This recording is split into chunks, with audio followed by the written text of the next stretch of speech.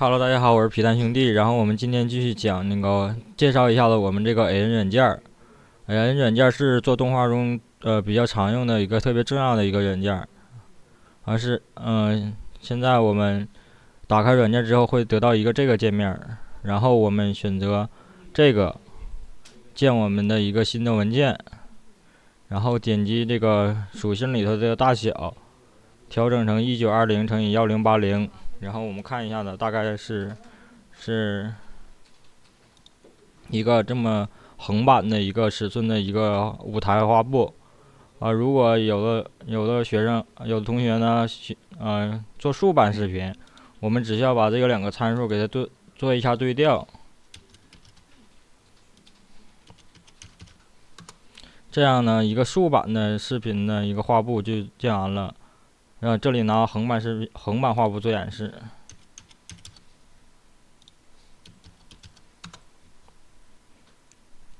然后呢，这个就是时间轴，时间轴就是我们的在做动画中，要用到的时间的一个操作上面的一个东西，比如就是它好像就是一张一张的纸一样，就是我们之前看手看书那种动画呢，一张一张的纸一样，第一张画一个东西。然后第二张再画一个东西，第三张再画一个东西，它就会有一个变化。然后在时间轴上呢，这个点儿叫针，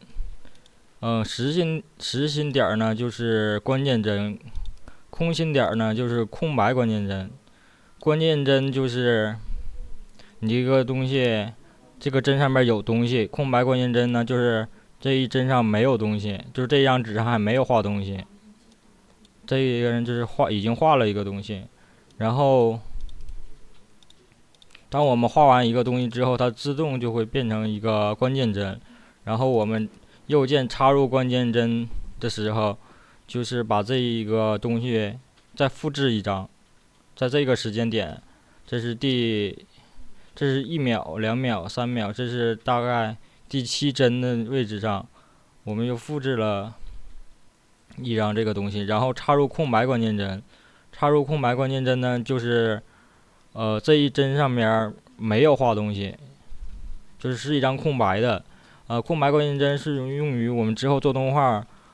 两个较大动作之间的切换，或者是场景和人物之间的切换的时候，要用到空白关键帧。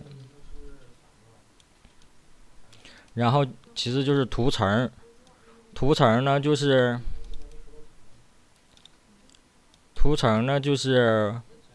我们之后要做动画时候要用到的，比如说分类，比如说这个图层上只能是声音，这个图层上只能是人物，一个东西只能在一个图层上进行操作。然后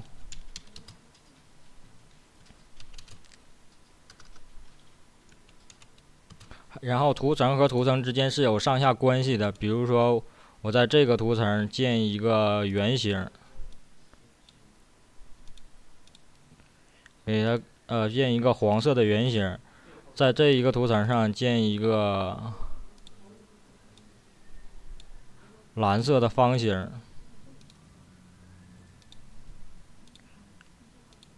然而呢，这个圆形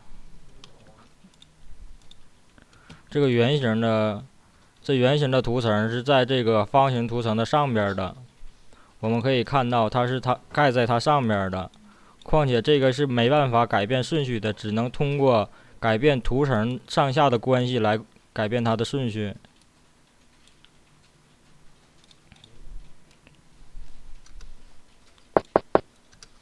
然后这一侧就是我们要用到的工具栏，工具栏里面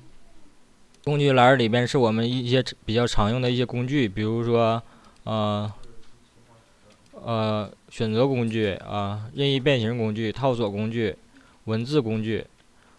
线条工具、矩形工具、圆形工具、填充工具。这一些工具都有命名，然后之后它的功能我们会在下一节课的时候给大家着重讲一下子这一些功能的运用。然后就是文件，文件里面有那个新建，新建就是新建一个文件，新建一个动画去制作，新建一个文件。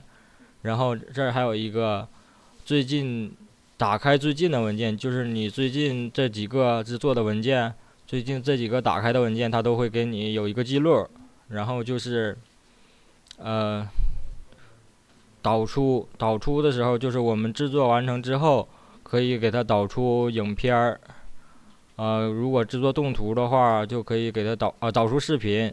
如果制作动图的话，就可以导出 GIF；如果你想导单帧图片的话，就可以导出图像。然后编辑里头是我们一些功能，视图就是辅助我们做动画的一些东西，比如说格尺、网格、辅助线什么的，比较少用到的。还有就是修改，有位图、元件儿、形状什么的，还有排列，这一些是右键的时候都会看到的。还有就是这个窗口，这个窗口里头可以显示和关闭某一个功能栏的，比如说编辑栏，时间轴的开始和关闭。有的同学可能我的工具没有了怎么办呢？你就可以在这里给它调出来。比如说那个底下还有一些库呢，就是我们这个文件里头用到的一些东西，用到的所有东西都在库里面。还有就是颜色，比如说这个颜色，你可以这里边有一个渐变颜色，可以给它调成一个渐变的一种感觉的。还有就是变形什么的，可以给它做一个左右拉伸的一个变形。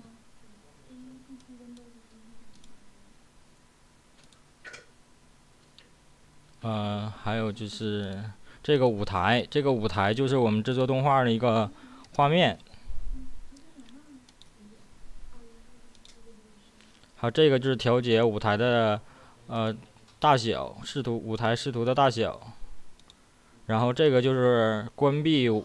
台外的东西，我们是拿一个举例啊。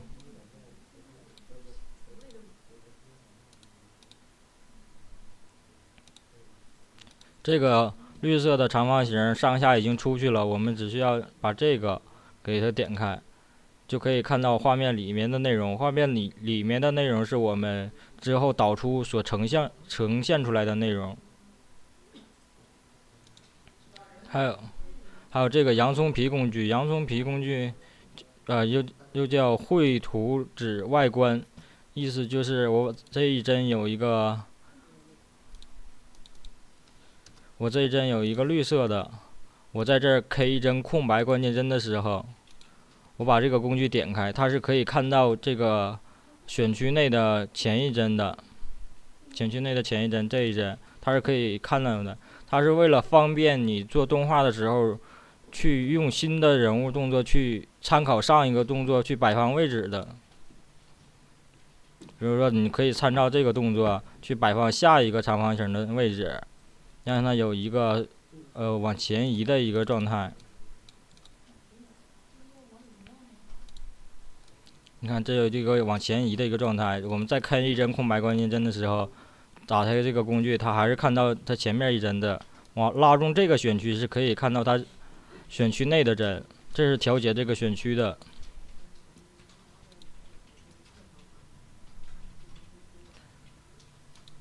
还有一些就是属性呢就是它的一些属性是根据你所选的内容的一些变化而变化的。比如说我所选的内容是一个元件儿，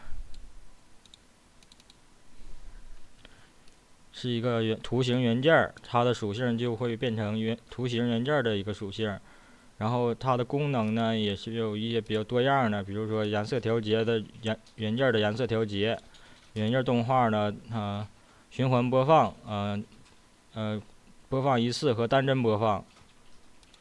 都是通过属性里给它调节的。通常呢，元件的属性是比较复杂一点的，然后就是组的属性。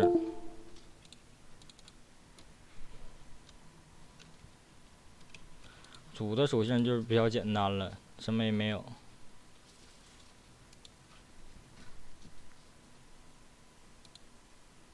然后下期呢，我会着重讲一下